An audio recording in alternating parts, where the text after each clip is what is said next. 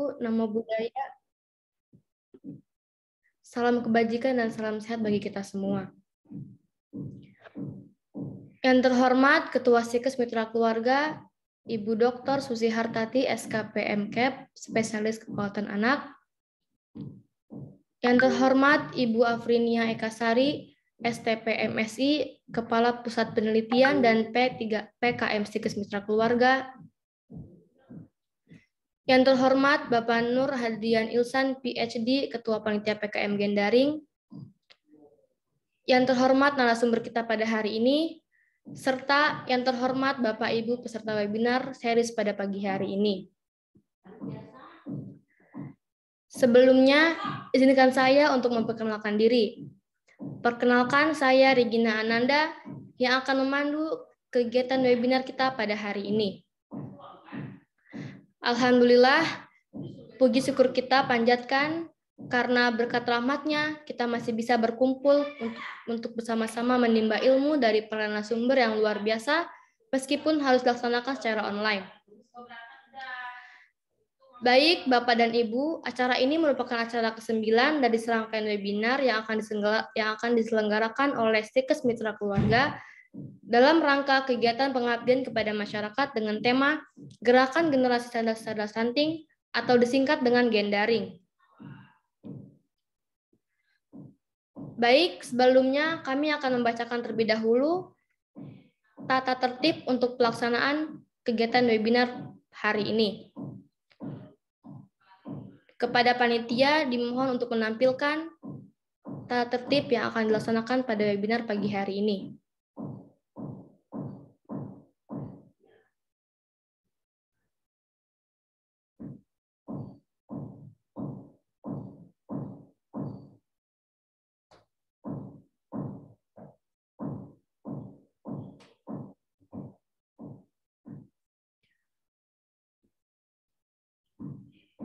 Baiklah, Bapak dan Ibu, tata tertib pada webinar hari ini, yang pertama yaitu peserta wajib menggunakan nama asli pada aplikasi Zoom, dan yang kedua, syarat mendapat sertifikat, peserta diwajibkan untuk mengisi link pretest dan absensi yang akan dikirimkan melalui chat Zoom. Dan yang ketiga, peserta diwajibkan mengaktifkan video selama acara berlangsung sampai selesai. Dan yang keempat, peserta dimohon mematikan mikrofon atau mute selama acara berlangsung. Dan yang terakhir, peserta diwajibkan untuk mengisi link post-test yang akan ditampilkan 15 menit sebelum webinar berakhir. Baiklah, selanjutnya saya juga akan membacakan susunan acara webinar kita pada pagi hari ini.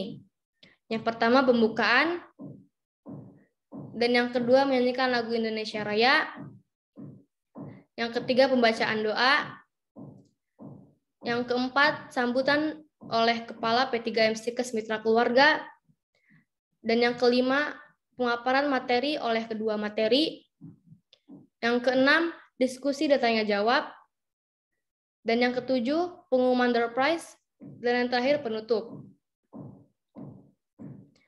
Memasuki agenda selanjutnya, yaitu menyanyikan lagu Indonesia Raya, dihimbau kepada peserta untuk mengaktifkan audio dan mengambil posisi yang baik dan benar.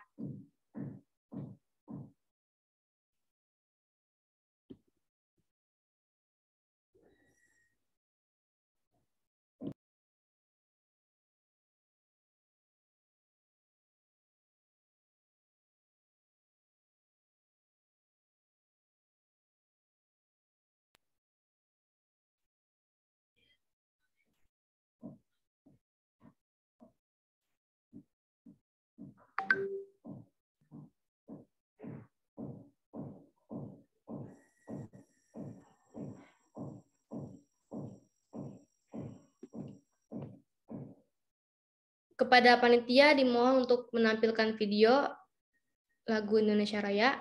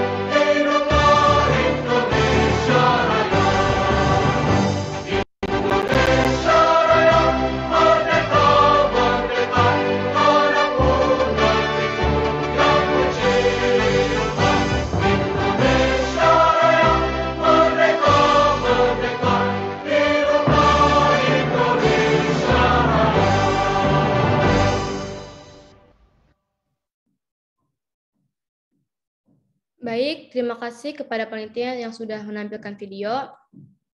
Selanjutnya adalah pembacaan doa yang akan dipimpin oleh Ananda Sinta Nuria Awaliyah. Kepada Ananda Sinta Nuria Awaliyah, waktu dan tempat saya persilakan. Baik, terima kasih.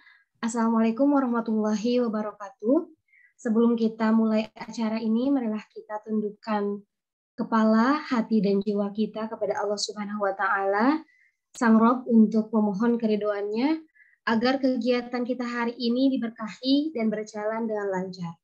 Marilah kita berdoa menurut agama dan kepercayaan masing-masing. Bagi yang beragama Islam, doa akan saya pimpin, dan bagi non-muslim silahkan menyesuaikan. Bismillahirrahmanirrahim. Alhamdulillahirabbil alamin. Hamdan syakirin, hamdan na'imin, hamdan yuafi ni'amahu wa yukafi mazidah. Ya Rabbana lakal hamdu kama yanbaghi li jalali wajhikal karim wa 'azimi sultanik. Allahumma shalli ala sayyidina Muhammad. Allahumma shalli ala sayyidina Muhammad fi awwalina wa akhirina. Allahumma ya Allah, ya Tuhan kami, dengan mengucapkan puji dan syukur kehadirat-Mu atas segala rahmat dan karunia-Mu yang telah Engkau limpahkan kepada kami, kepada para pemimpin kami, kepada masyarakat dan negara kami. Ya Allah, ya Rahman, pada pagi yang diberkahi ini, kami hendak menyelenggarakan acara webinar seri 9 dengan mohon ridho dan izin-Mu. Berkahilah semua langkah dan perbuatan kami, dan jadikanlah semua itu bernilai ibadah dan bernilai ilmu yang bermanfaat. Amin ya Allah ya Rabbal Alamin. Rabbana atina fid dunya hasanah wa fil akhirati hasanah wa qina adzabannar. Walhamdulillahi rabbil alamin. Wassalamualaikum warahmatullahi wabarakatuh. Waalaikumsalam warahmatullahi wabarakatuh. Terima kasih kepada Ananda Sinta Nuria Awaliyah. Memasuki sesi selanjutnya adalah sambutan. Sambutan akan disampaikan oleh Kepala P3MC Mitra Keluarga kepada Ibu Afrinia Ekasari, STP MSI. Waktu dan tempat saya persilakan. Baik, terima kasih Saudari MC. Selamat pagi. Assalamualaikum warahmatullahi wabarakatuh. Om Swastiastu, Namo Buddhaya, salam kebajikan. Pertama-tama marilah kita panjatkan puji syukur kehadirat Tuhan Yang Maha Esa bahwa pada hari ini kita dapat berkumpul bersama di Zoomstikers untuk mendengarkan webinar series ke-9 mengenai stunting. Ya, jadi kegiatan ini merupakan bagian dari kegiatan pengabdian kepada masyarakat Stikers Mitra Keluarga yang dalam hal ini mengangkat tema tentang stunting. Ya, jadi pertama-tama saya juga mengucapkan kepada narasumber kita yang akan memberikan materi pada hari ini, yaitu Ibu Maya Ujia Beandre dan Ibu Intan Kurnia Putri, yang akan menjadi narasumber pada kegiatan webinar Gendaring series ke-9 pada hari ini. Ya, mengapa Stikers Mitra Keluarga mengangkat tema mengenai stunting? Jadi seperti kita ketahui bahwa stunting ini masih menjadi isu nasional bagi bangsa Indonesia. Berdasarkan data status gizi balita Indonesia pada tahun 2021, angka stunting masih berada pada posisi 27%. Sementara berdasarkan WHO, suatu negara dikatakan bebas stunting apabila angka stuntingnya di bawah 14%. Jadi ini merupakan tantangan bagi bangsa Indonesia untuk mengatasi masalah stunting. Oleh karena itu, berdasarkan Pilpres nomor 72 tahun 2021, pemerintah mengajak seluruh stakeholder, baik itu instansi negeri maupun swasta, untuk melakukan program percepatan penurunan stunting. Ya, kenapa stunting ini menjadi sangat krusial? Karena stunting bukan hanya menyangkut masalah fisik, ya, kekerdilan pada anak, tetapi juga akan mempengaruhi kemampuan kognitif maupun kesehatan anak di masa yang akan di masa depannya. Jadi bukan hanya menjadikan anak itu menjadi kerdil, tetapi juga akan mengganggu kemampuannya, ya. Dan ini tentunya akan mengancam masa depan bangsa Indonesia kalau tidak ditangani secara khusus. Ya, oleh karena itu kita ingin, Stikes Mitra Keluarga ingin mensosialisasikan dan mengedukasi masyarakat terkait dengan pencegahan stunting dan juga bagaimana mengatasi stunting yang sudah terjadi di masyarakat. Pada hari ini kita akan mengangkat materi mengenai zat gizi ya apa saja yang dibutuhkan untuk pencegahan stunting, baik itu vitamin dan mineral yang akan disampaikan oleh narasumber kita. Kami berharap dengan adanya kegiatan ini, maka masyarakat bisa lebih memperhatikan baik itu kebutuhan gizi bagi anak dan balita, dan juga dapat menjadi agent untuk memberikan edukasi bagi masyarakat sekitarnya. Mungkin itu saja yang bisa saya sampaikan pada kegiatan hari ini. Selamat menikmati webinar dan juga semoga dapat mengambil manfaat yang sebesar-besarnya ya. Jadi bisa bertanya kepada narasumber terkait dengan materi hari ini supaya lebih jelas ya. Baik itu dari mahasiswa ataupun dari peserta yang lainnya, silahkan dipersilahkan supaya dapat mendapatkan ilmu yang sebanyak-banyaknya. Terima kasih banyak. Saya buka webinar hari ini. Assalamualaikum warahmatullahi wabarakatuh. Waalaikumsalam warahmatullahi wabarakatuh. Terima kasih kepada Ibu Afrinia Ekasari atas sambutannya. Sebelum memasuki kegiatan selanjutnya, peserta diharapkan untuk mengisi link pretest dan absensi terlebih dahulu yang akan dibagikan melalui room chat atau yang tertera di layar Zoom. Kami berikan waktu 15 menit kepada peserta untuk mengisi link tersebut.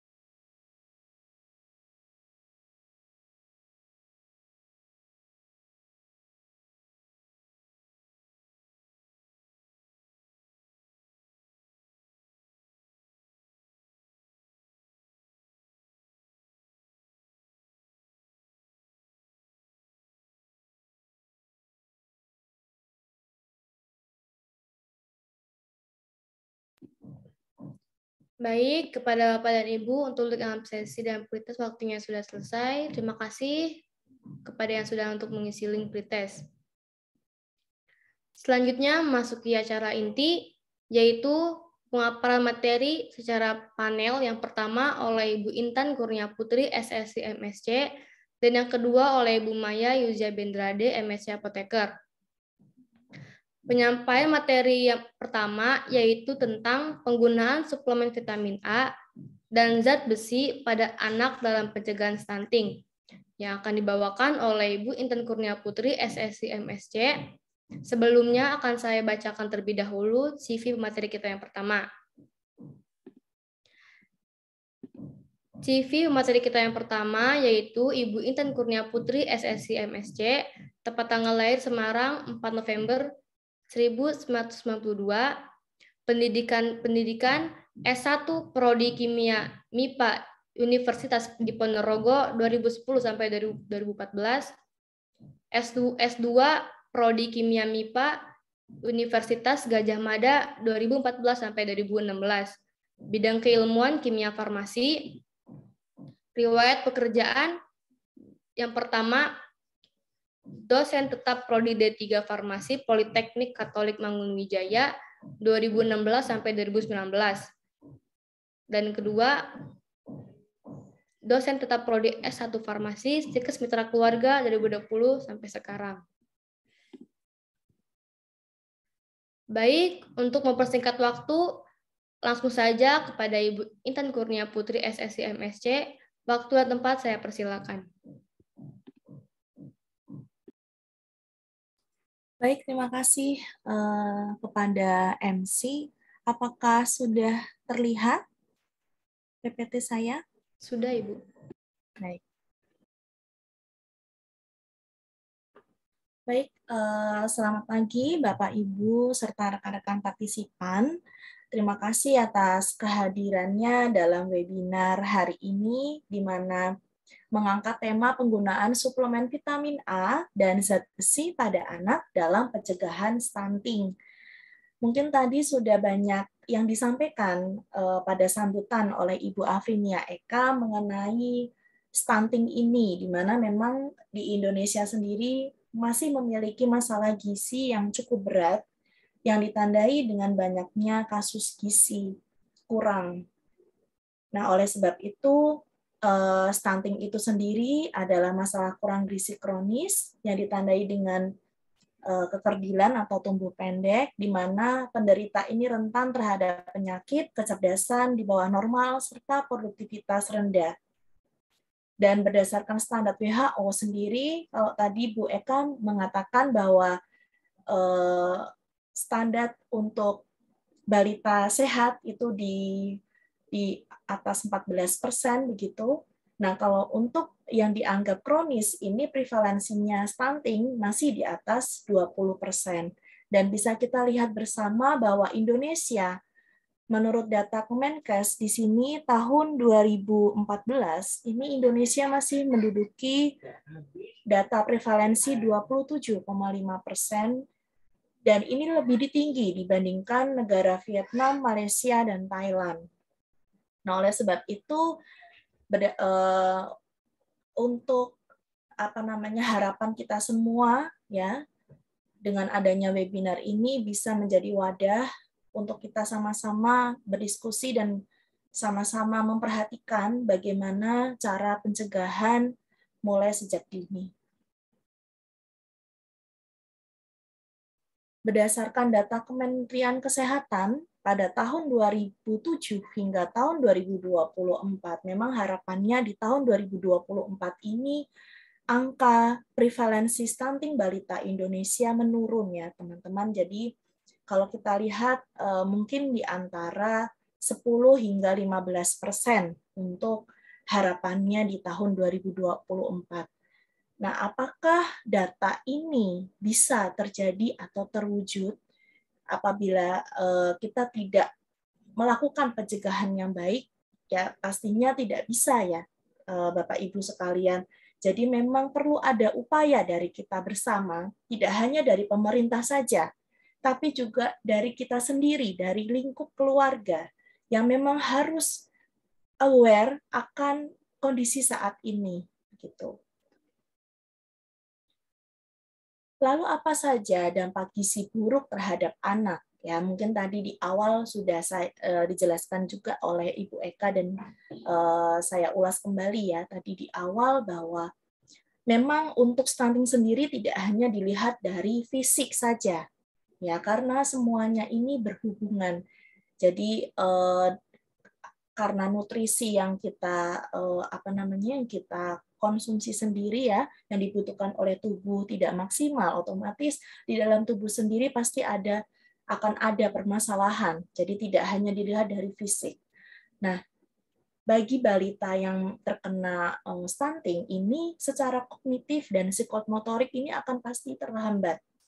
Tidak hanya itu saja, balita akan lebih mudah terkena penyakit degeneratif.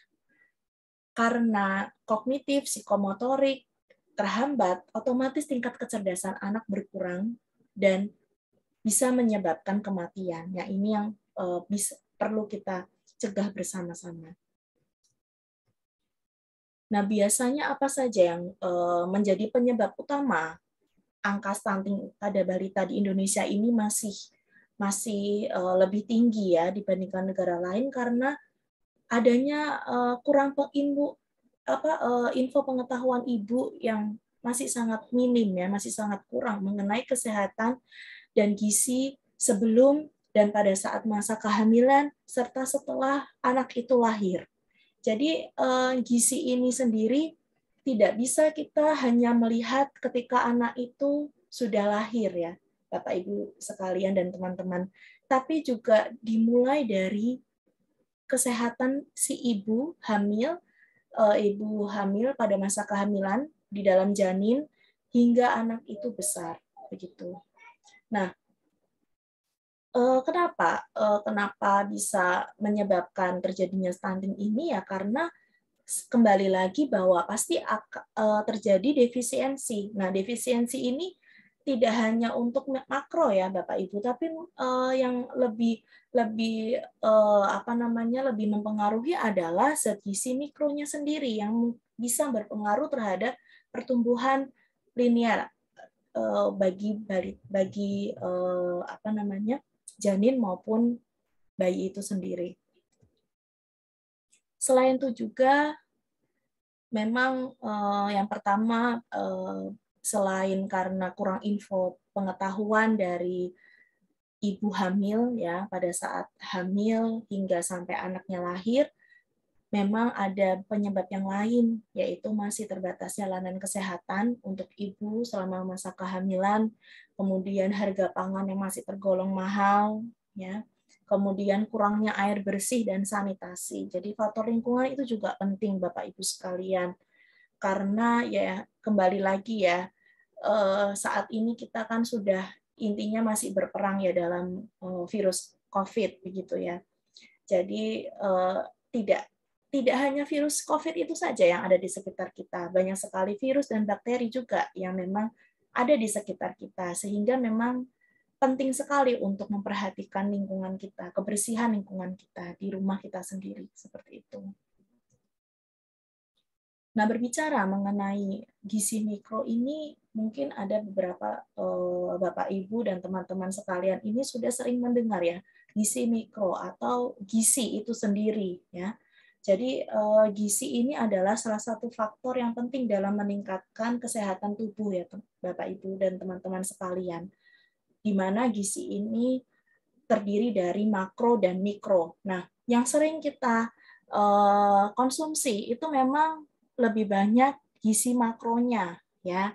Yaitu apa saja gizi makro? Ada karbohidrat, ada protein, ada lemak. Yang pasti juga saya yakin teman-teman ini ya karena mayoritas mungkin dari teman-teman mahasiswa mungkin sudah ada yang sarapan ya. Jadi paling tidak ada karbohidrat atau protein yang sudah dikonsumsi pagi ini gitu ya. Nah, yang mungkin masih kita kesampingkan ya asupannya itu ke mikro. Jadi gizi mikro ini adalah vitamin dan mineral. Nah, vitamin dan mineral ini ya untuk vitamin sendiri dia tuh memiliki fungsi yang vital yang dalam metabolisme setiap organisme dan perlu digarisbawahi bahwa vitamin ini tidak dapat dihasilkan oleh tubuh. Nah, kalau tidak dapat dihasilkan oleh tubuh, lantas bagaimana? Ya berarti itu harus mau nggak mau kita cukupi ya, baik itu dari suplemen ya atau buah-buahan atau sayuran yang memang mengandung vitamin ya.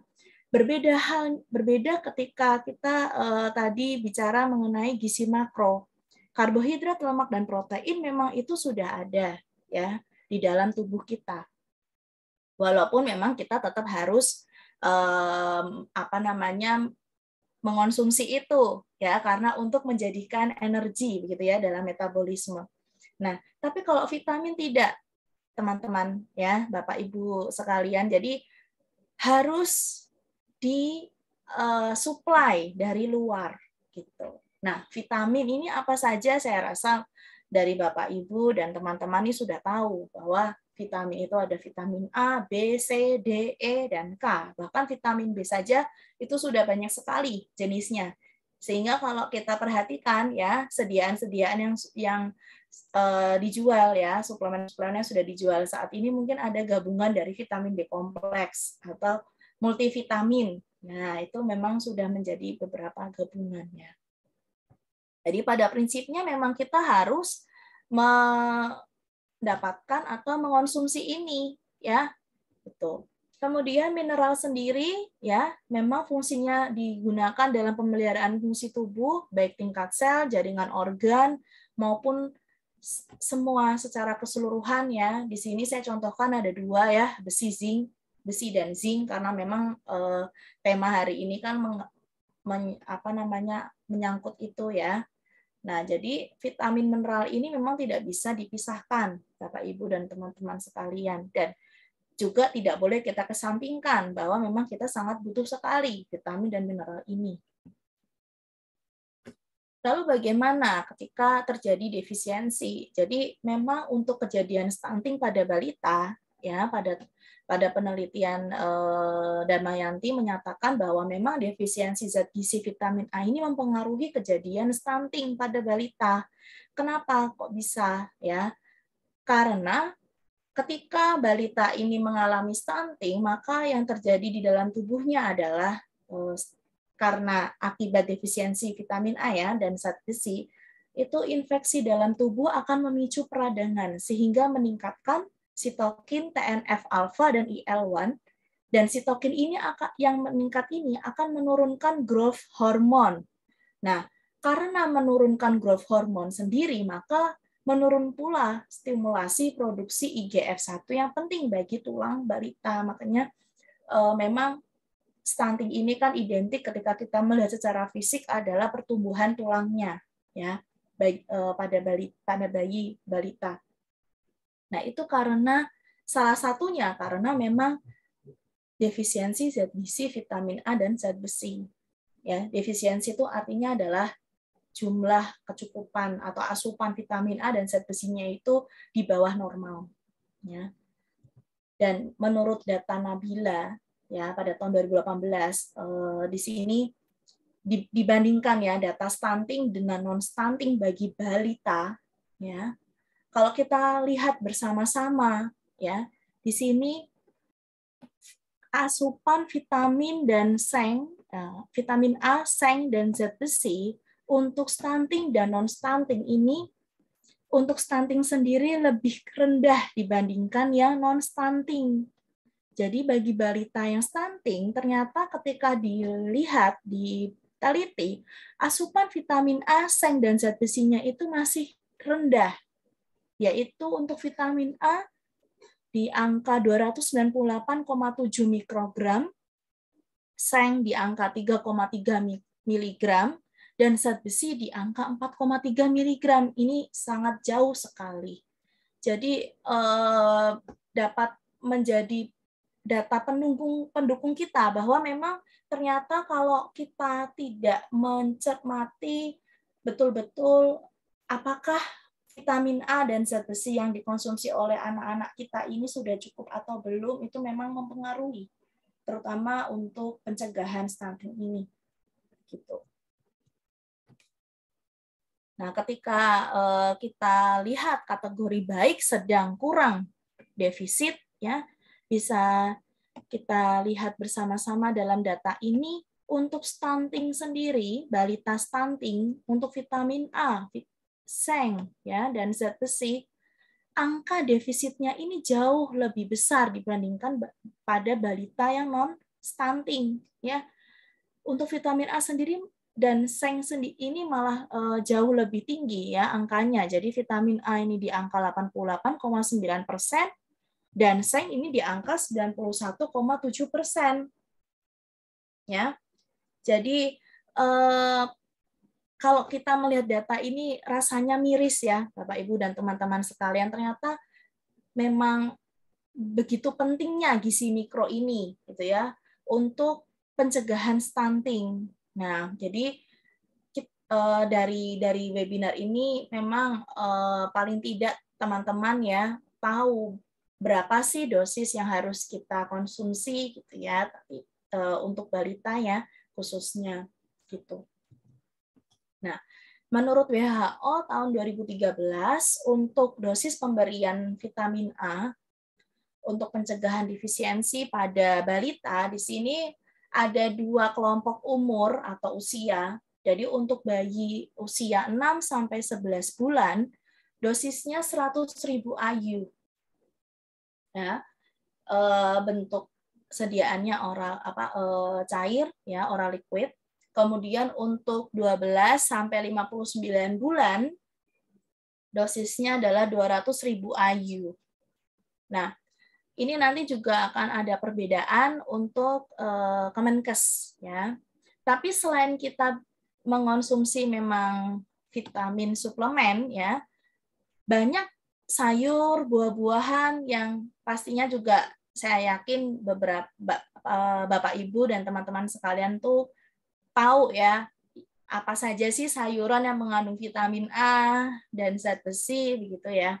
Jadi di sini saya mengelompokkan ya, walaupun pasti juga banyak jenis sayuran, buah-buahan yang pastinya mengandung keduanya. Jadi untuk vitamin A sendiri ada wortel, kangkung, brokoli, bayam, ya, ikan, telur ikan, hati ayam dan lain-lain. Untuk zat besi sendiri ada telur, tomat, kedelai, daging, bayam dan lain-lain. Jadi sebenarnya dari makanan yang kita konsumsi, dari sayuran, dari buah-buahan, ya, dari protein hewani, ya, maupun nabati itu sebenarnya memang ada kandungan vitamin dan mineralnya begitu. Jadi walaupun tidak disuplai menggunakan suplemen, tapi ketika kita mengonsumsi makanan yang sehat ya, bergizi dan sehat, lengkap, nah ini bisa membantu pencegahan stunting bagi balita kita gitu ya, apalagi bagi ibu hamil ya, ini sangat penting sekali ya karena bagi kesehatan pertumbuhan janinnya. Kemudian ini saya mengambil dari Kemenkes tentang standar produk suplementasi gizi tahun 2016. Jadi pada produk makanan balita juga ada kandungan vitamin A dan besinya dalam 100 gram produknya. Jadi untuk vitamin A yang ditambahkan dalam produk makanan balita ini kadar minimumnya 200 sampai 400 mikrogram yang diperbolehkan. Kemudian untuk zat besinya kadarnya 4 sampai 7,5 mg. Jadi beda-beda ya untuk yang untuk usia 6 sampai 59 bulan. Sedangkan untuk kategori anak sekolah ya yang sudah memasuki usia sekolah dasar, untuk produk makanan yang diperbolehkan dalam 100 gram produk, untuk kandungan vitamin A-nya ini kadarnya 280 sampai 570 mikrogram, dan untuk zat besinya ini di kadar 7 sampai 14 mg. Sedangkan suplemen yang memang diberikan mungkin dari Bapak Ibu dan teman-teman sekalian mungkin pernah melihat ya ketika sedang melakukan pelayanan baik itu di rumah sakit, di puskesmas ya, maaf, di puskesmas atau di posyandu ya. Ini pasti atau mungkin pernah juga masih ingat ya dulu waktu kecil mungkin pernah diberikan ini. Jadi untuk kapsul biru ini untuk vitamin A untuk bayi usia 6 sampai 11 bulan, sedangkan untuk yang merah ini untuk anak balita usia 12 sampai 59 bulan dan ibu nifas atau ibu setelah melahirkan. Nah, di sini dosisnya yang distandarkan oleh Kemenkes tahun 2016 untuk bayi 6 sampai 11 bulan, dosisnya di kapsul biru ini 100.000 ya, mengikuti WHO ya, dan frekuensinya 1 kali. Kemudian untuk anak balita dengan dosis 200.000, frekuensi 2 kali diberikan. Nah, untuk ibu nifas 0 sampai 42 hari itu kapsul merah 200.000 dosisnya, dan itu diberikan 2 kali gitu.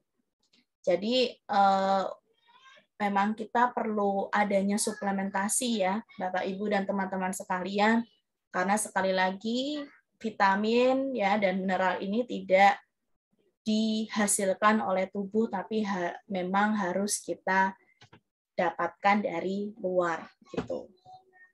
Nah, kalau tadi terkait dengan vitamin A, bagaimana untuk zat besi ini sendiri? Nah, untuk zat besi ini, data untuk suplementasi, dosis dan nama pemberian suplementasi besi ini diatur ya untuk anak pada usia balita 0 sampai 5 tahun hingga remaja.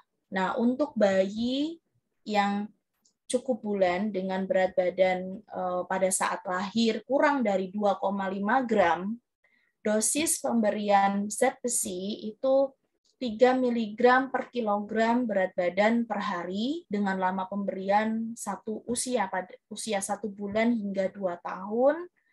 Kemudian pada saat cukup bulan itu 2 mg per kilogram berat badan per hari dalam lama pemberian pada usia bayi 4 bulan hingga 2 tahun. Nah, ini berbeda, semakin lama berbeda ya dosisnya yang diberikan. Pada anak 2 sampai 5 tahun ya, balita itu dosisnya 1 mg per kilogram berat badan per hari, di mana lama pemberiannya itu 2 kali seminggu selama 3 bulan berturut-turut setiap tahun. Untuk yang usia sekolah, yaitu lebih dari 5 ya, hingga 12 tahun, itu dosisnya sama, namun lama pemberiannya juga sama, 2 kali seminggu selama 3 bulan berturut-turut. Nah, untuk 12 sampai 18 tahun, ini yang dosisnya berbeda ya, jadi 60 mg per hari. Lalu hubungannya apa? Kenapa kok vitamin A dan zat besi ini menjadi satu gabungan ya? Adakah hubungan atau saling mempengaruhi antara vitamin A dan zat besi? Jadi kalau kita tahu ya bahwa vitamin A ini kan memang salah satu vitamin yang dibutuhkan oleh tubuh, itu ternyata berperan dalam penyerapan zat besi dalam tubuh, sehingga dibutuhkan asupan yang cukup untuk mempermudah penyerapan besi. Baik itu kita dapatkan dari konsumsi buah dan sayur ya, yang kaya akan vitamin, atau suplementasi suplemen-suplemen yang mengandung vitamin A.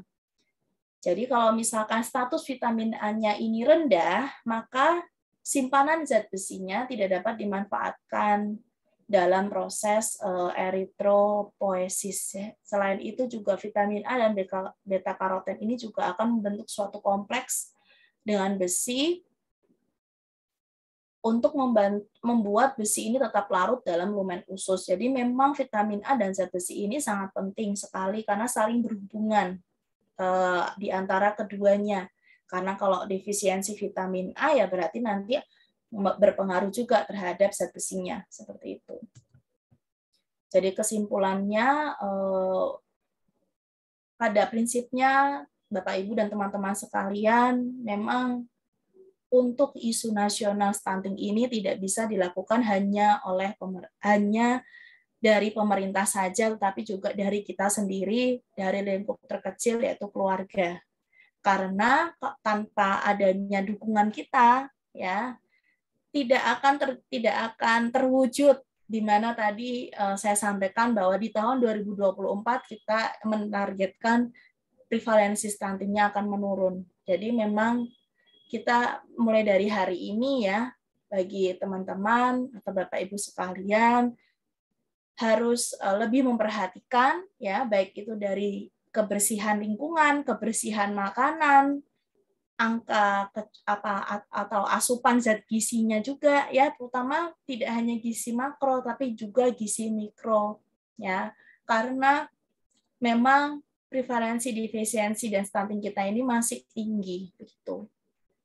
Dan dengan adanya asupan dari vitamin A dan zat besi ini memang bisa menjadi salah satu upaya pencegahan kita pada anak usia 6 sampai 23 bulan.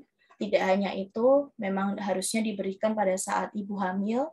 Jadi ketika nanti si bayi lahir sudah lebih baik ya kesehatannya ya. Jadi memang kita jaga dari sejak dini. Seperti itu mungkin share ilmu dari saya yang bisa saya berikan terkait dengan penggunaan suplemen vitamin A dan zat besi pada anak pada pencegahan stunting. Saya berikan kepada MC. Terima kasih.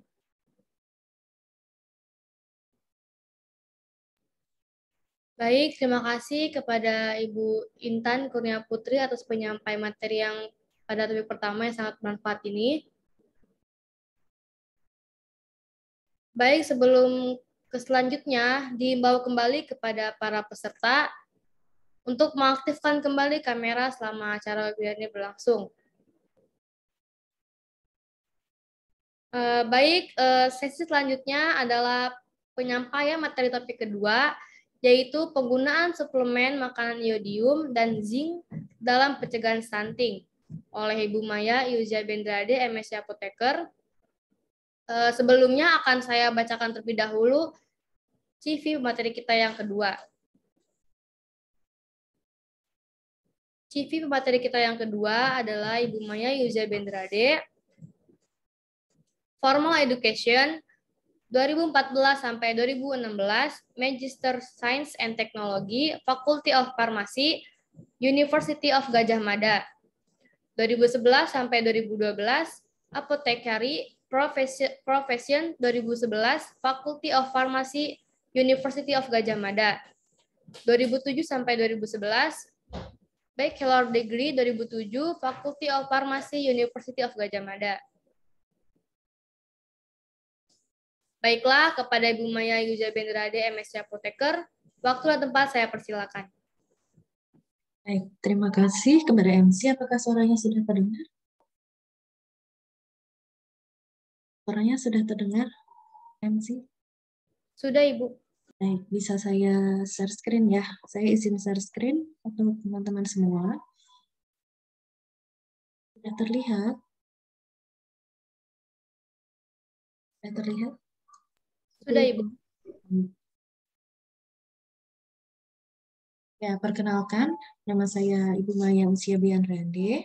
Yang hari ini saya akan menyampaikan terkait suplemen makanan iodium dan zinc. Mungkin teman-teman sudah banyak mengetahui ya terkait iodium dan zinc ini. Kalau iodium mungkin saat kita kecil dulu gitu ya, sering diajari iodium ini kalau kekurangan dapat menyebabkan penyakit gondok gitu ya. Kemudian saat sekarang ini zinc mungkin lebih terkenal sebagai dapat meningkatkan imunitas apalagi dalam kondisi COVID sekarang ini.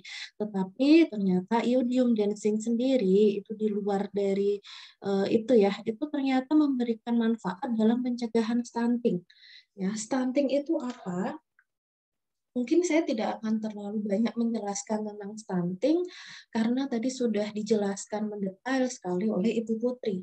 Ya, jadi saya hanya akan menyampaikan sekilas saja. Stunting ini berdasarkan pemantauan status gizi pada tahun 2017, prevalensi balita stunting di Indonesia itu ternyata masih tinggi, yaitu persentasenya mencapai 29,6%, di atas batasan yang ditetapkan oleh WHO sendiri, yaitu 20%.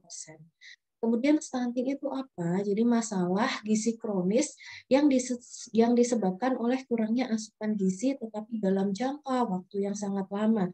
Itu biasanya sudah terjadi dari masa kehamilan hingga bayi tersebut lahir. Ya, sehingga mengakibatkan gangguan pertumbuhan pada anak yang tinggi badannya itu lebih rendah atau biasanya terlihat lebih pendek gitu ya dibandingkan dari standar usia sesamanya ya. Lalu bagaimana cara mencegah stunting itu sendiri? Yang pertama, jadi kita harus memahami konsep gizi. Konsep gizi ini bisa kita peroleh dari mana? Sekarang kan sudah masanya era teknologi ya. Jadi teman-teman mungkin bisa mencari informasi ini dari internet ya, atau misalnya dari Stikes Mitra Keluarga sendiri sekarang sedang melaksanakan PKM Kendaring ini ya. Itu biasanya nanti akan diisi oleh Prodi Gizi, akan menyampaikan konsep gizi yang baik untuk pencegahan stunting itu seperti apa. Kemudian, selain konsep gizi harus kita ketahui, kita juga saat makan itu perlu memilih menu yang beragam. Tidak hanya misalnya nasi ditambah dengan mie gitu ya, biasanya biar cepat kenyang. Ya padahal itu isinya semuanya adalah karbohidrat. Kita perlu yang ditambahkan misalnya protein, sayur, buah, itu mungkin yang sering terlupakan. Ya, kemudian yang ketiga, ini selama masa kehamilan gitu ya, ibu perlu melakukan check up atau pemeriksaan rutin ya agar apa memastikan bahwa berat badannya itu naik sesuai dengan usia kehamilannya. Jadi jangan sampai janin yang sedang dikandung itu mengalami kekurangan berat badan. Yang akibatnya apa? Nanti ketika lahir itu juga mengalami kekurangan gizi biasanya. Jadi pemeriksaan rutin ini perlu dilaksanakan biasanya per bulan, ada posyandu gitu ya di dekat rumah kita. Itu kita perlu mengajak ibu-ibu hamil ini untuk ayo kita check up gitu ya. Itu kan juga biasanya gratis ya. Jadi pemeriksaan rutin ini perlu kita lakukan. Kemudian ASI. Ya, air susu ibu. Jadi mungkin kalau sekarang sudah banyak sekali susu-susu formula yang dijual gitu ya, tetapi ternyata ASI sendiri itu sangat baik sekali kandungannya ya dalam pertumbuhan anak. Mungkin di sini ada ibu yang sedang menyusui gitu ya, itu sebaiknya ketika ASI-nya terproduksi secara lancar itu yang perlu diberikan kepada bayi adalah ASI. Ya, bukan dengan susu-susu formula yang banyak dijual. Kemudian selain itu, selain ASI sendiri, konsumsi asam folat dan zat mineral lainnya. Ya, mungkin asam folat ini teman-teman tahunya ini hanya untuk dikonsumsi oleh ibu hamil saja. Tetapi ternyata tidak. Misalnya di sini ada laki-laki gitu ya. Asam folat ini juga penting dalam pertumbuhan tubuh. Ya, jadi asam folat ini mendukung perkembangan otak dan sumsum tulang belakang bayi. Jadi sangat penting dikonsumsi ketika kehamilan itu jadi ya pada seorang ibu. Nah, tetapi di sini nanti kita akan lebih mempelajari terkait iodium dan zinc ya, yang dapat mencegah kegagalan perkembangan organ bayi selama masa kehamilan. Kemudian misalnya tadi sudah mengkonsumsi makanan yang baik, sudah mengkonsumsi suplemen gitu ya tercukupi, tetapi mungkin yang perlu kita ingat kebersihan di lingkungan rumah kita itu seperti apa. Ya, jangan sampai kita sudah memakan makanan yang sehat, bergizi, tetapi ternyata lingkungan rumah kita itu menjadi sumber penyakit. Misalnya nanti ada bakteri, jamur, kuman, atau virus, itu karena banyaknya tumpukan sampah di sekitar rumah kita. Ya, itu yang harus kita perhatikan juga karena kebersihan ini juga menjadi faktor penentu dalam kejadian stunting. Ya, jadi beberapa pencegahan stunting ini perlu kita ketahui. Nah, sekarang kita langsung saja ya masuk ke materi inti, yaitu peran iodium untuk mencegah stunting itu seperti apa. Ya, iodium itu sebetulnya apa sih? Iodium itu adalah mineral yang digunakan untuk mensintesis hormon tiroksin yang ada di dalam tubuh kita. Itu ada hormon tiroksin gitu ya, yang diproduksi oleh kelenjar gondok atau kelenjar tiroid ya. Pembentukan hormon tiroksin ini dipengaruhi oleh suplemen iodium itu. Ya, hormon tiroksin ini berfungsi dalam apa? Yaitu perkembangan janin sampai dewasa dan juga berperan dalam perkembangan otak manusia. Ya, mungkin kalau secara mudahnya iodium itu bisa kita konsumsi dari garam yang mengandung iodium, ya, atau garam yang sudah difortifikasi atau ditambahkan dengan mineral iodium itu sendiri. Nah, peran iodium tadi ya saya tambahkan di sini. Yang pertama, menjaga fungsi tiroid agar tetap stabil. Kemudian mendukung pertumbuhan otak janin, bayi dan anak-anak yang sedang tumbuh gitu ya. Kemudian mencegah penyakit tiroid seperti gondok dan hipotiroidisme. Hipotiroidisme itu adalah kondisi kurangnya hormon tiroid pada seseorang. Kemudian dapat mengurangi resiko kanker tiroid. Nah, Kementerian Kesehatan itu sudah merekomendasikan asupan iodium sehari-hari itu sebagai berikut. Mungkin di sini banyak yang hadir itu adalah remaja dan orang dewasa gitu ya. Tetapi misal di sekitar kita juga ada anak-anak, bisa kita lihat bahwa kebutuhannya semakin remaja atau semakin dewasa seseorang maka semakin tinggi, yaitu 150 mikrogram iodium per hari itu untuk remaja dan orang dewasa. Untuk ibu hamil yaitu 220 mikrogram per hari. Kemudian semakin tinggi lagi untuk ibu menyusui yaitu 250 mikrogram per hari. Ya, jadi angka ini bisa kita dapatkan nanti mungkin tidak hanya dari suplemen tetapi juga dari makanan yang bisa kita konsumsi. Nah, ada dampak kekurangan iodium. Dampaknya itu apa gitu ya? Yang pertama itu kenaikan berat badan.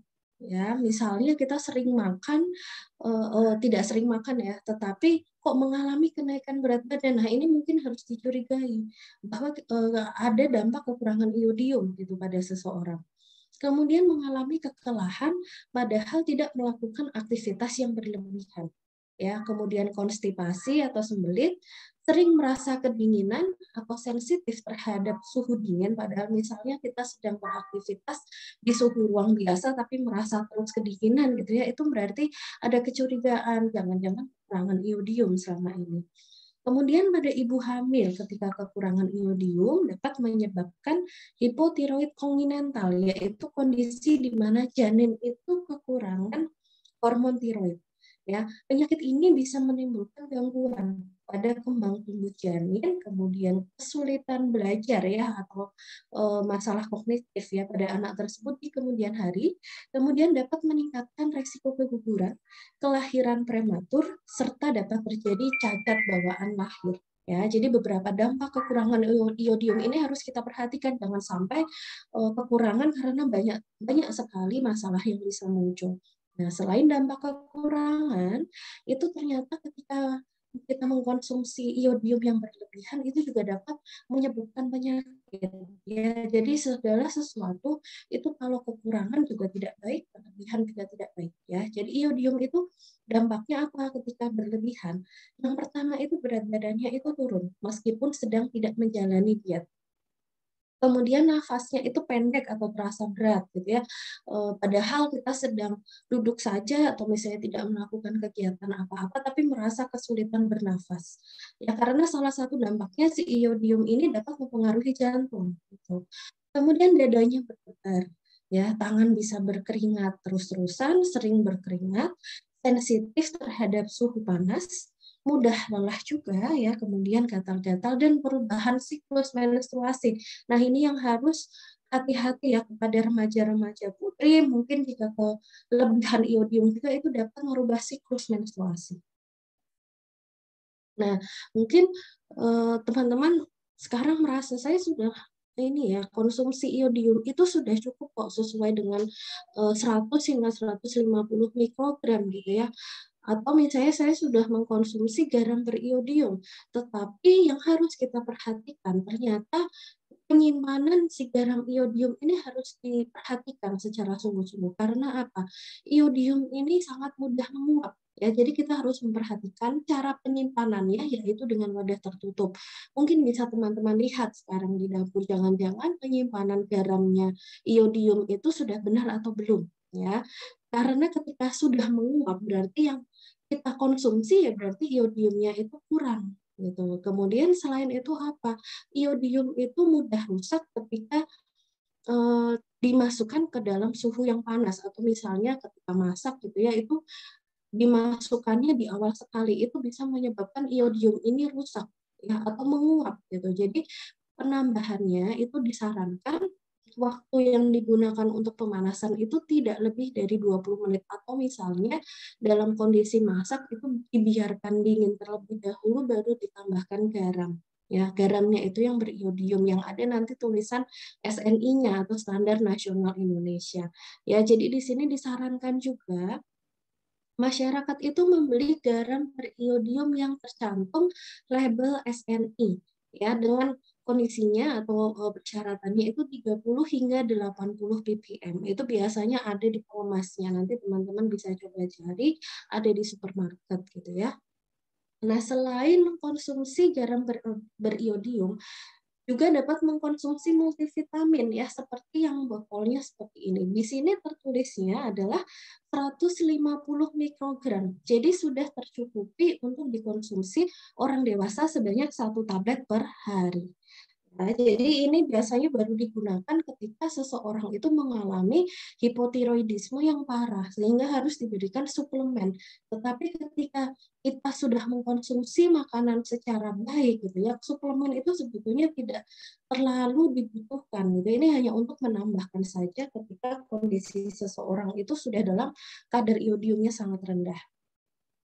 Nah, selain garam beriodium, jadi jenis makanan di sekitar kita itu juga ada kandungan iodiumnya. Dari mana saja? Yang pertama itu rumput laut. Ya, mungkin kalau sekarang banyak sekali snack-snack rumput laut gitu ya.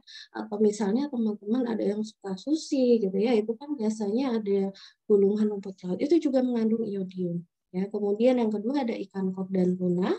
Ada produk susu, misalnya susu sapi biasa itu ya, itu bisa mengandung iodium, atau misalnya keju, ya, telur, kemudian udang, kemudian daging ayam dan sapi. Ini adalah beberapa sumber makanan yang mengandung iodium. Jadi teman-teman mungkin diperhatikan ya, ketika kita makan sudah mengandung produk makanan ini tidak sih gitu ya. Kalau misalnya selama ini hanya mengkonsumsi karbohidrat saja atau protein saja, itu mungkin harus ditambahkan beberapa jenis makanan ini ya. Nah, kemudian kita beralih ke materi yang selanjutnya, yaitu zinc. Ya, ternyata zinc ini juga dapat mencegah stunting. Ya, zinc itu apa?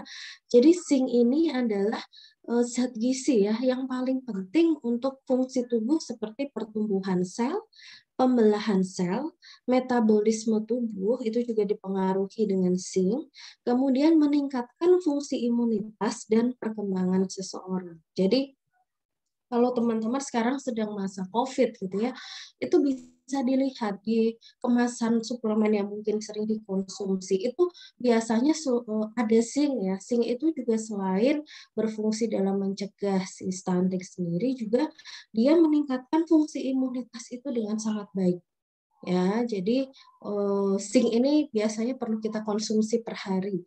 Nah, uraian AKG harian untuk zinc ya itu berapa? Jadi untuk remaja sendiri dari bayi hingga remaja itu biasanya dibutuhkan semakin besar ya. Yang di sini saya garis bawahi terutama untuk perempuan remaja dewasa gitu ya dibutuhkan 9 mg per hari. Kalau laki-laki remaja hingga dewasa dibutuhkan dosisnya itu 11 mg per hari. Ibu hamil 12 mg per hari, yang paling tinggi adalah ibu menyusui yaitu 13 mg per hari. Ya. Zinc ini bisa kita dapatkan dari mana? Itu banyak sekali teman-teman. Kalau misalnya sedang mencari zinc bisa dicari di apotek terdekat gitu ya. Ini contohnya ada secara bentuk sediaannya itu ada yang secara tablet, ada yang secara sirup. Ya, kalau sirup itu biasanya dikonsumsi oleh anak-anak.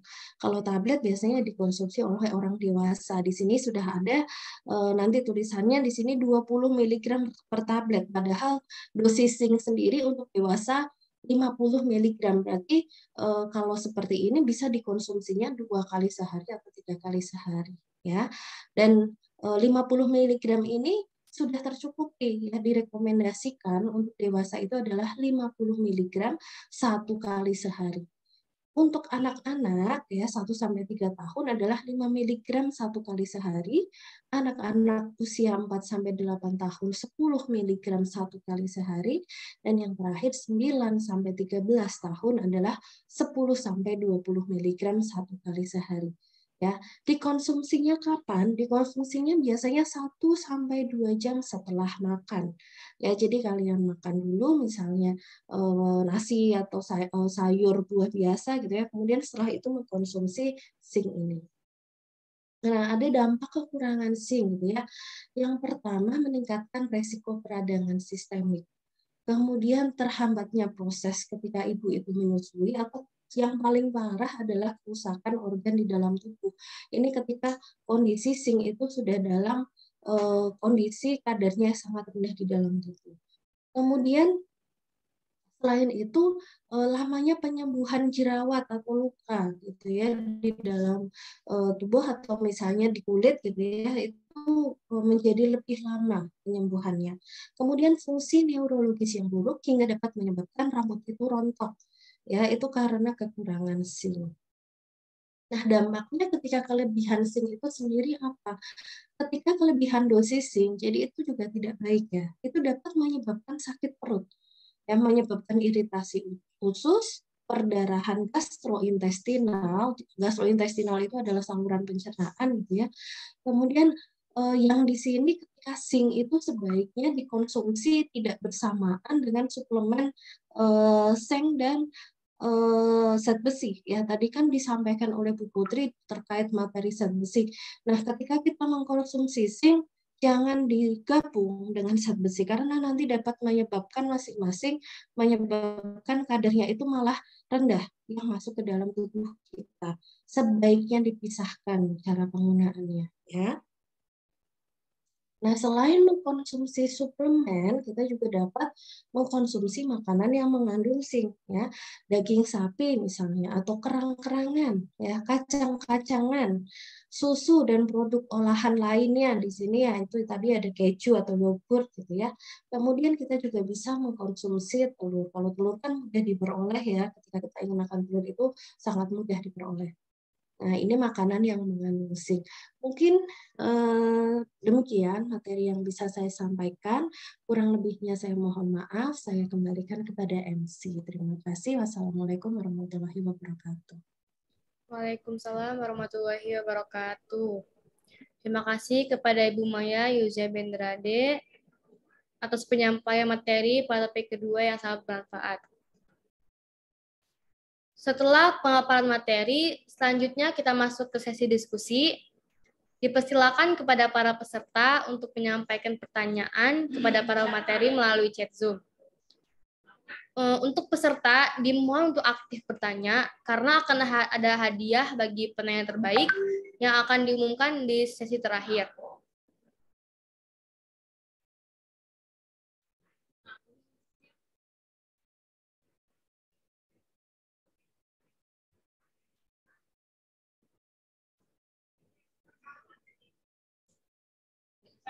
Baik, ada pertanyaan dari Muhammad Anjas Majalengka. Assalamualaikum, Ibu, maaf izin bertanya, apa saja persiapan-persiapan yang harus dilakukan untuk ibu yang baru pertama kali mengalami kehamilan agar bayi atau anaknya nanti ketika lahir tidak mengalami stunting?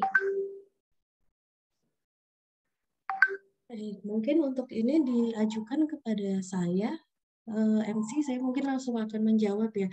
Jadi untuk persiapan kehamilan itu tidak hanya dilakukan dalam program hamil saja. Jadi biasanya dalam seseorang ketika akan menikah, di situ akan ada proses untuk ke puskesmas gitu ya, itu untuk melihat kondisi gizi seseorang, terutama perempuannya gitu ya. Itu nanti akan banyak sekali pertanyaan di situ, apa saja yang dikonsumsi selama ini, agar apa dari kondisi perempuan tadi mengetahui saya sudah siap hamil atau tidak gitu ya. Ketika itu belum siap hamil, terutama nutrisi belum tercukupi, itu nanti dari puskesmas akan merekomendasikan atau dari ahli gizi akan merekomendasikan bahwa ibu ini harus mengkonsumsi makronutrien, mikronutrien ini dulu untuk memenuhi kebutuhan gizinya. Itu sebelum merencanakan program kehamilan.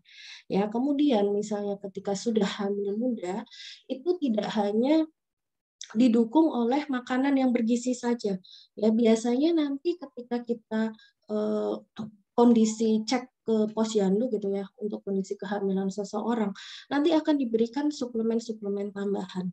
Ya, biasanya akan diberi zat besi, itu sangat penting sekali dalam kehamilan seseorang. Kemudian bisa nanti diberikan vitamin-vitamin itu di program pemerintah itu sudah ada untuk ibu hamil juga. Ya, jadi programnya nanti seperti apa itu biasanya ketika merencanakan kehamilan hingga saat kehamilan itu terjadi sampai melahirkan itu sudah didukung oleh pemerintah. Kemudian dari kitanya sendiri, terutama perempuannya sendiri, itu sudah harus sadar dulu terhadap gizi yang harus dipenuhi selama kehamilan itu terjadi sampai bayi tersebut lahir. Ya, mungkin begitu, MC. Baik, atas nama Muhammad Anjas Majalengka, apakah sudah jelas ya? Sepertinya sudah jelas juga apa yang dijawab oleh pemateri kita yang kedua, yaitu Bu Maya.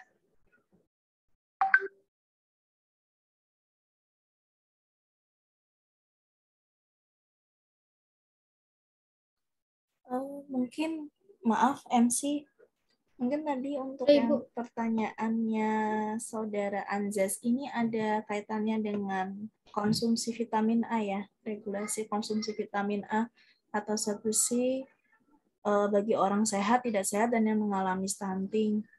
Jadi izin menjawab untuk pertanyaannya dari Saudara Anzas. Tadi sudah saya sampaikan pada PPT materi saya mengenai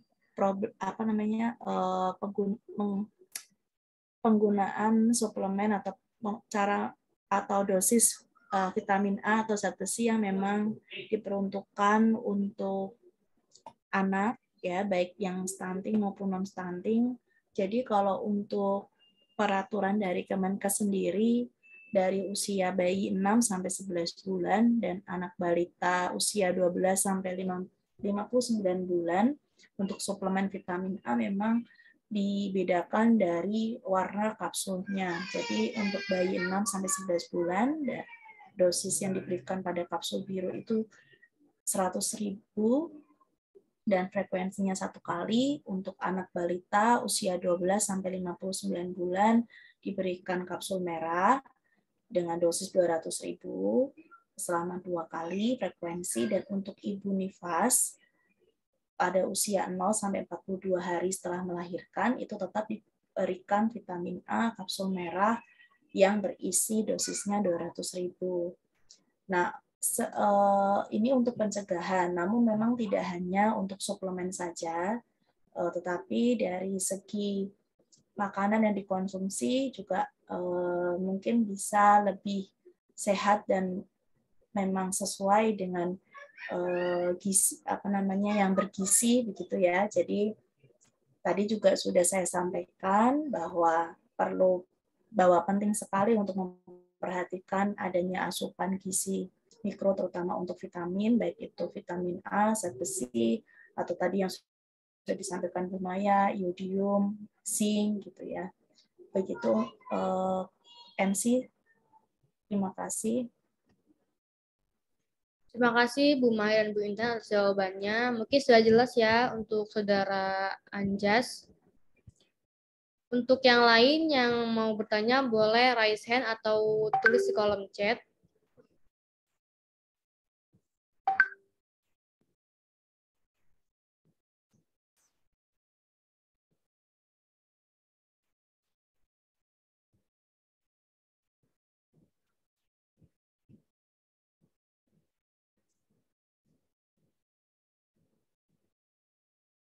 Ada yang ingin bertanya lagi?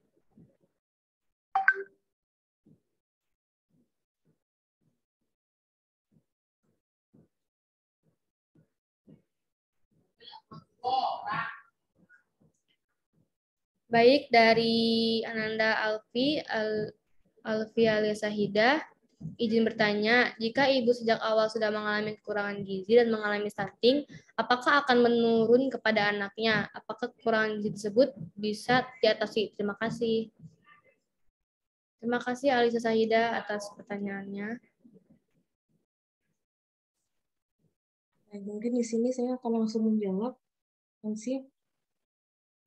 Jika ibu sejak awal sudah mengalami kekurangan gizi dan mengalami stunting, jadi yang mengalami stunting di sini ibunya gitu ya, apakah dapat menurun kepada anaknya dan bisa diatasi tidak dengan itu ya, dengan penambahan gizi ketika ibu tersebut mengalami stunting. Nah, di sini stunting itu sendiri ketika dialami oleh seseorang ketika sudah dewasa, sel-sel yang terjadi regenerasi sel pertumbuhan atau growth factor itu sudah tidak bisa semaksimal seperti mungkin ketika janin itu dikandung. Ya, jadi sudah susah gitu ketika sudah mengalami kekerdilan di sini sudah susah untuk normal kembali karena sel-sel pertumbuhannya ini berbeda ketika anak-anak atau misalnya ketika masih di dalam kandungan. Nah, bisa menurun atau tidak gitu ya. Ini berarti terkait genetikanya. Ketika ada seseorang genetikanya itu yang melahirkan misalnya bayinya itu kerdil gitu ya. Kalau terkait genetika ini biasanya bisa menurun. Ya, tetapi ketika terkait untuk status gizi seseorang dan ibu tersebut sudah sadar bahwa gizi itu penting ketika mengandung anaknya, itu seharusnya sudah memenuhi gizinya dari janin itu sudah terpenuhi ya, sehingga apa itu meminimalkan resiko ketika bayi tersebut dilahirkan dan dalam kondisi stunting. Ya, jadi ada beberapa faktor di sini, ada terkait genetika dan ada juga terkait faktor lain, misalnya memang ketidaktahuan ibu tersebut dalam pemenuhan gizi. Mungkin itu ada lagi mungkin yang ditanyakan, saya kembalikan ke MC. Baik, terima kasih Bu Maya atas jawabannya. Mungkin sudah jelas ya untuk saudari Alfi Alisa Sahida. Apakah ada lagi yang ingin bertanya?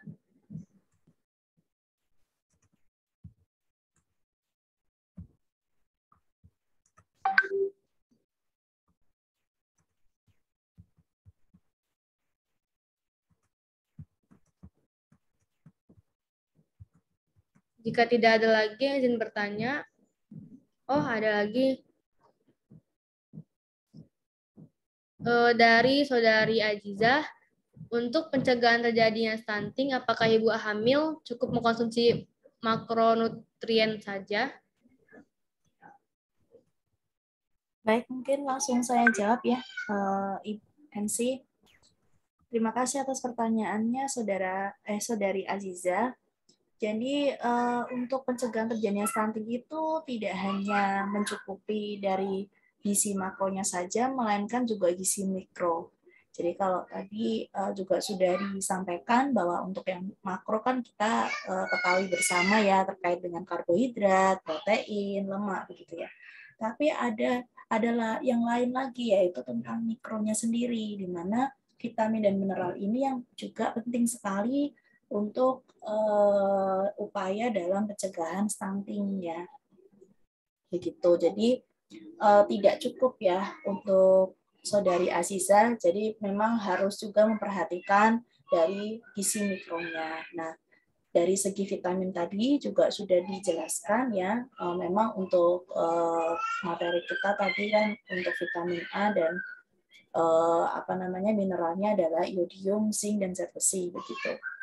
Jadi memang semuanya harus diperhatikan sesuai dengan asupan yang baik begitu. Terima kasih. Terima kasih untuk Bu Intan atas jawabannya. Dari Abdullah Reza Putra, pertanyaan yang keempat, apakah mengkonsumsi susu kambing etawa itu apakah aman untuk penyakit stunting? Dan untuk bayi yang terkena stunting, apakah boleh mengkonsumsi obat yang mengandung zinc? Kalau boleh, berapa dosis yang diberikan? Mungkin untuk Bu Maya ya, pertanyaan. Mungkin bisa langsung saya jawab. MC, yang pertama, pengkonsumsian susu kambing etawa itu diperbolehkan, asalkan pengkonsumsian susu ini juga harus melihat apakah seseorang tersebut mengalami alergi susu atau tidak. Jangan sampai karena stunting kemudian kita mengkonsumsi susu, tetapi orang yang mengkonsumsi sendiri dia alergi terhadap susu, itu malah akan memberikan tambahan penyakit gitu ya. Kemudian yang kedua, kalau bayi terkena stunting, nah ini kita bisa melihat bayi terkena stunting itu dari mana dulu. Jadi kita nggak bisa ya langsung memberikan kesimpulan, oh bayi ini terkena stunting, itu biasanya berdasarkan pemeriksaan dari dokter. Ya, kemudian ketika badannya misalnya kurang tinggi atau tidak sesuai, kita harus melihat dari dokter gizi anak gitu ya. Itu tidak hanya zinc mungkin yang diberikan. Ya, jadi kita harus melihat rekomendasi dokter, harus periksa ke dokter apa saja sih yang harus diberikan. Jadi nggak boleh langsung hanya diberikan zinc, itu nggak boleh gitu. Mungkin itu ya Regina ya. Baik Ibu Maya, terima kasih. Mungkin sudah jelas ya untuk Saudara Abdullah Reza.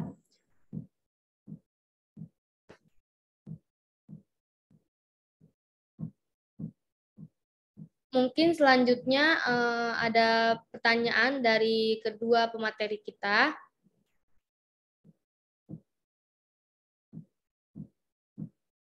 Yang pertama, yang bisa menjawab boleh raise hand ya.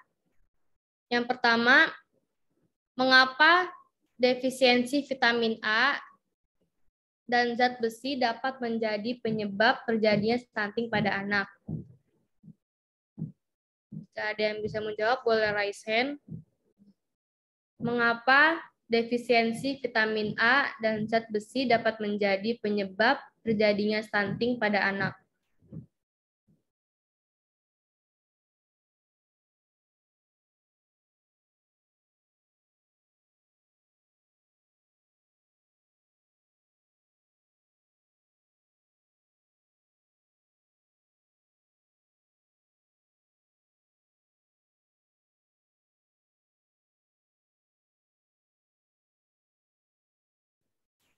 Apa ada yang bisa menjawab?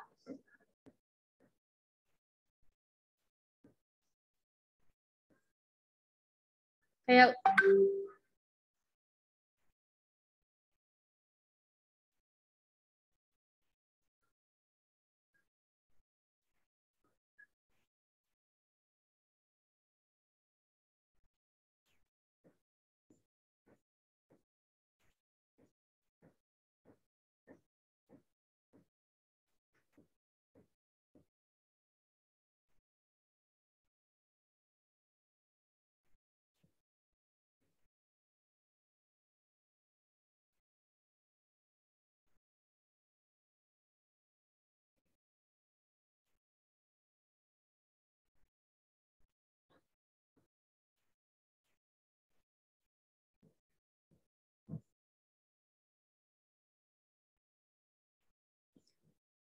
baiklah, sepertinya kita bisa langsung menuju untuk video BKKBN. Kepada panitia dimohon untuk menampilkan video BKKBN.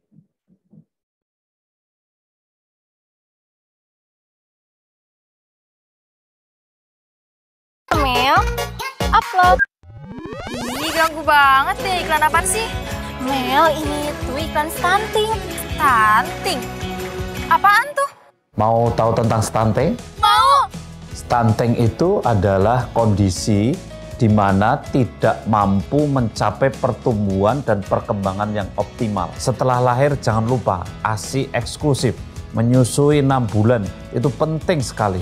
Dilanjutkan dengan makanan tambahan yang dengan prinsip gizi seimbang. Air bersih harus ada, sanitasi harus bagus, kemudian imunisasi. Karena tanpa imunisasi, anak kita akan sakit-sakitan. Kalian siap cegah stunting? Siap. Ayo generasi milenial, jangan cuma rebahan sambil mikirin mantan aja. Karena masa depan Indonesia ada di tangan kita. Jaga stunting, itu penting.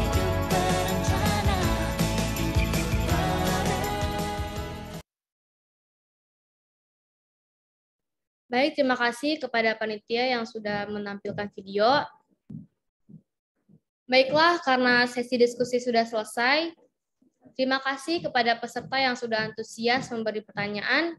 Mohon maaf meskipun ada beberapa pertanyaan yang belum dapat dijawab langsung karena keterbatasan waktu. Semoga lain kali bisa dapat tersambung kembali di kegiatan selanjutnya. Kepada peserta dimohon untuk mengisi link post-test sebelum acara selesai, dan dimohon peserta mengisi dengan baik, karena akan ada hadiah untuk 6 peserta yang mendapatkan nilai tertinggi post-test. Link post-test bisa dilihat di layar Zoom maupun di kolom chat yang dibagikan oleh panitia.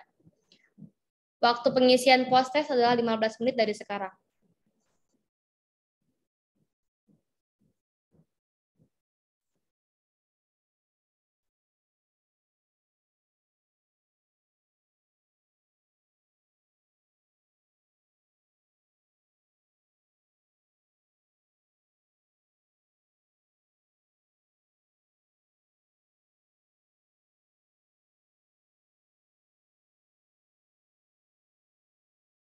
Pada peserta webinar, dihimbau kembali untuk mengisi link post-test bersifat wajib pada setiap peserta.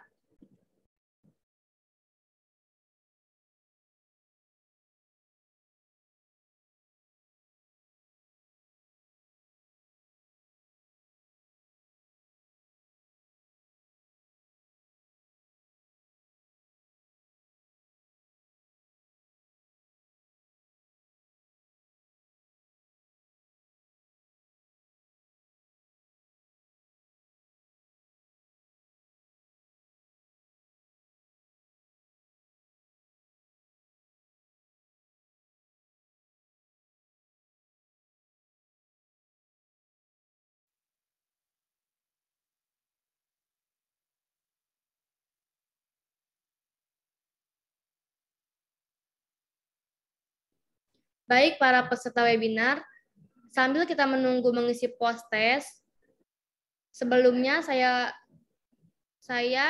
akan memberikan beberapa informasi yang akan saya sampaikan. Kepada Bapak atau Ibu yang memiliki anak yang akan melanjutkan ke jenjang perguruan tinggi, Sikes Mitra Keluarga telah membuka pendaftaran untuk penerimaan mahasiswa baru tahun ajaran 2022-2023. Sikes Mitra Keluarga menawarkan beberapa program studi, diantaranya S1 Keperawanan Nurse, S1 Teknologi Medik, S1 Farmasi, dan S1 Gizi.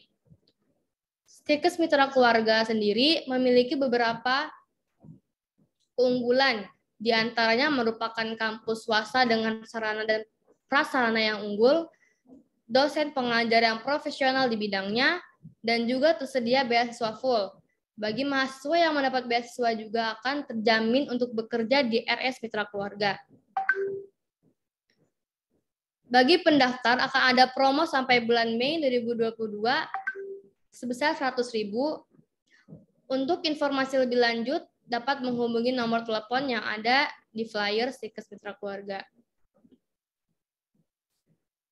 Yang ada di flyer maupun di sosial media Sikes Mitra Keluarga.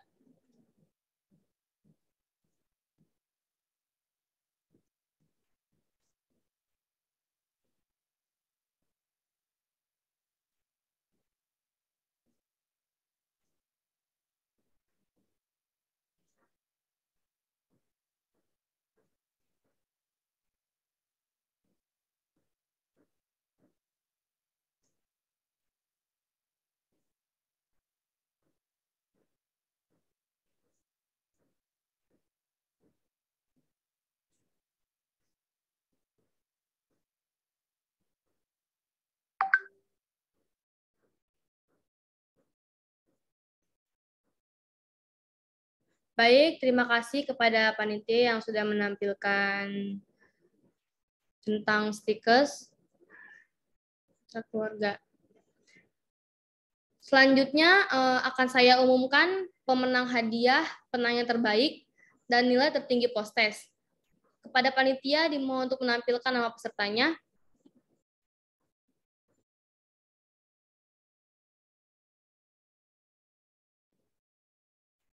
Baiklah, pemenang door prize pada webinar series ke-9 ini. Yang pertama Muhammad Anjas dari Majalengka, yang kedua Alisa Sahida Surabaya, yang ketiga Ajisah UMT, Abdullah Raja Saputra, yang kelima Devi Purwaningsi, yang keenam Aulia Dewi Astuti.